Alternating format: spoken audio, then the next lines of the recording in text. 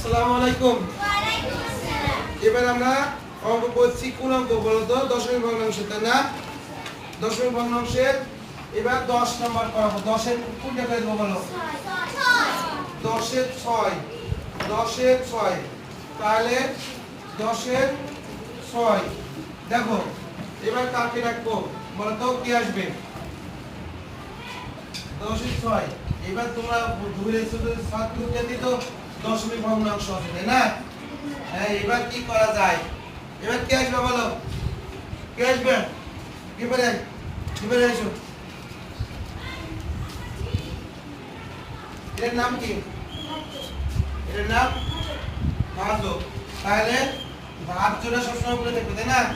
তাহলে 0.03 আর 0.6।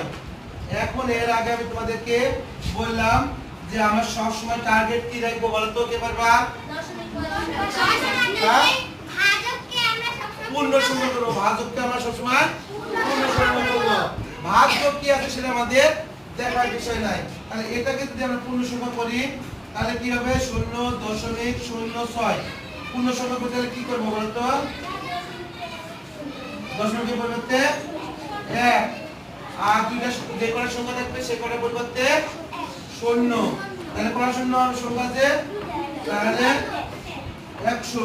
আর উপরেও তাই করব, নিচে ভাজ্যকে যা দ্বারা গুণ করব ভাজককেও সেটা দ্বারা গুণ করব। কে বুঝতে পারবে এতটুকু বলো? পারে তো সবাই? আমরা সবসময় নিচে টার্গেট রাখবো। তাহলে এবার নিচে পূর্ণ সংখ্যা হয়ে গেল 6 হয়ে গেল। বুঝা গেল? কি হয়ে গেল? 6। আর তাহলে উপরে কত হয়ে গেল? এবার 3 হয়ে গেল। এবার 6 দিয়ে 3 কে ভাগ করা লাগবে। তাহলে ভাগ করো। তাহলে 6 কি 3 এর মধ্যে যাবে? 0 বাদ যাবে। তাহলে 0। তাহলে 3। এবার একটা দশমিক দেব। দশমিক এখানেও নিলাম। দশমিকের পরিবর্তে একটা কত কি পাবো? 0 পাবো। 0টা এখানে নামা দিলাম। এবার 5 6 30।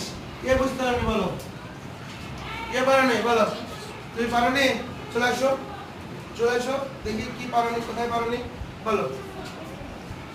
দশমিকের পরিবর্তে 1 আর দুটো সংখ্যা আছে সেই জন্য দুটো শূন্য। এই তো আমরা বলেছি সবসময় ভাজককে পূর্ণ সংখ্যা করব। ঠিক আছে? আমরা সবাই জানা তুলে জন্য এবং গিফারের জন্য একটা তালি দেব।